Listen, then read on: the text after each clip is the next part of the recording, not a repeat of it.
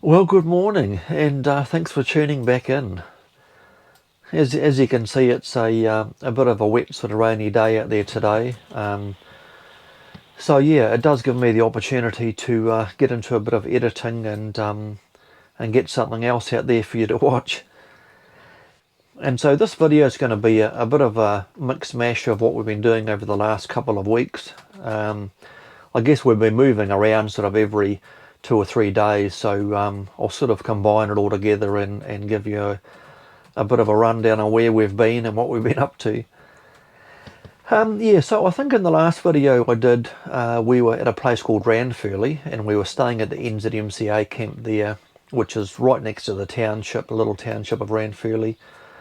And got up in the morning on the day we were about to leave, and Shelley went to turn on the diesel heater and it didn't go.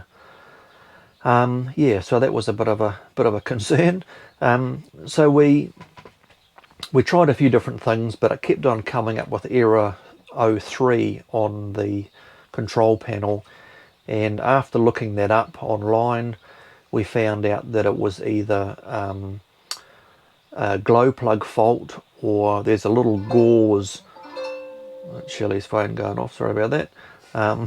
There's a little gauze in the bottom where the glow plug goes into.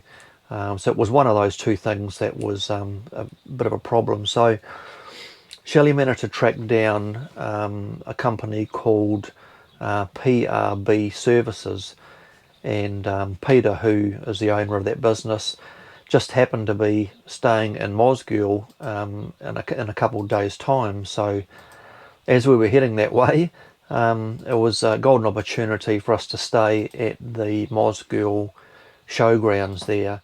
And then when Peter turned up a couple of days later, he was able to sell us some parts for the heater, and he also loaned me a socket that I could use to get the glow plug out and put the new one in. And voila, we now have a heater working again, so happy days. Yeah, so that was our next stop. We stayed at the Mosgiel Showgrounds, and while we were there, we spent a couple of days just going and exploring Dunedin. We took the vehicle in and had that serviced at Oil Changes in Dunedin there. They did a great job and were really efficient and good price. So definitely recommend Oil Changes in Dunedin. And it was only, I don't know, we turned up there and there was probably 4 or 5 vehicles in front of us, and within I don't know, about 3/4 of an hour we were gone again. So yeah, it was really good service. Yeah, so we first went to Dunedin in 2020, and I left with a bitter taste in my mouth, to be honest. It wasn't the greatest time for us. We got caught up in the very first lockdown of New Zealand, and so we were frantically trying to get home. We were south of Dunedin in a town called Gore, and once the lockdown hit, we only had limited time to get all the way back up to the North Island, and once we realised that just wasn't going to be a thing, we organised to fly Shelley back from Dunedin back home so that she could get our dog Rewa out of the kennels. And so we made our way to Dunedin. It was pouring down with rain that day, and it was really bitterly sort of cold. And the GPS took us on all these weird and wonderful roads, and we found ourselves in a situation where all the exits out of where we were incredibly steep, and so we headed off up this hill, and that's Shelley's phone again. Oh my God. Anyway, what do you do? It's hard to get good help. So anyway, we headed up this road, and it got steeper and steeper, and we ended up in second gear and started wheel spinning, and barely made it to the top without having to go into first gear and hope, fingers crossed we were going to make it.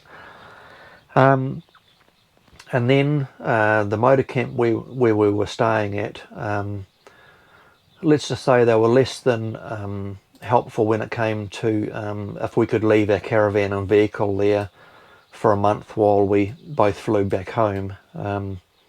They were quite happy for us to do that as long as we paid $30 a night to leave it there. So yeah, that wasn't going to happen. So anyway, we managed to get Shelley on a flight back home, and then I got sort of stuck in the South Island for a few days until they reopened the ferries back to the North Island.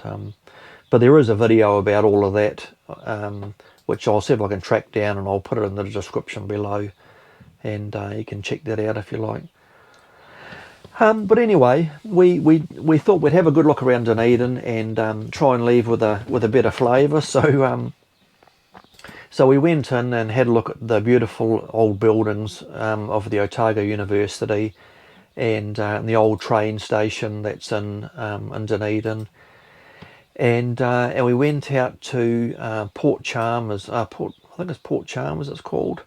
Went out there for a look, and yeah, really enjoyed our time in Dunedin, yeah, and definitely left with a better taste. So that is good. And so while we were in Dunedin, also took the opportunity to go and have a look at Baldwin Street, which is supposedly the steepest street in the world. And while I didn't drive up it, because they tend to frown upon that these days, I did walk up it, and believe me, it is pretty steep. The footpath that goes up each side of the road is actually steps, so it goes up part of the way as a normal footpath and then turns into steps. So it gives you an idea on the grade of it. It was incredibly steep, and I think if you tripped over or something walking down the actual road, you might be in trouble trying to stop. So and so after we left Dunedin, we drove out to the coast, because there was a few sort of freedom camping areas along the way down the coastline. We had a look at a few of those, but they either seemed a little bit small for us and were obviously more suitable for a motorhome, or they just didn't really look that appealing, to be honest. So we carried on south and ended up at a park over property for NZMCA members at a place called Taieri Mouth. And so it was right next to the water there, and a bit of like a harbour basically. So we parked up there at a park over property. Really interesting place actually. It's run by Keith. And there's a couple of old fishing boats he's got there, and it's straight across the road from the beautiful harbour. So a really nice spot. And so we stayed there for a couple of nights. Had a little bit of fishing there, or tried our hand at a little bit of fishing. Didn't have any luck, but no one else was having any luck either. And it was getting quite windy in the afternoon, so more of a time to be just sort of relaxing in the caravan or going for a drive. So that's sort of what we did there. But we had a really good time, and would definitely recommend that park over property as well. And so after we left Taieri Mouth, we went to a small town called Kaitangata, which is a bit further south.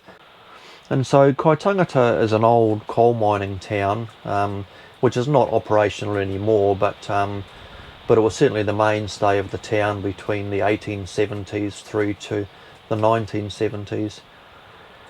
There's not a whole lot there now, but it was a nice little place to stay for a couple of nights, and we stayed in the Kaitangata Motorcamp.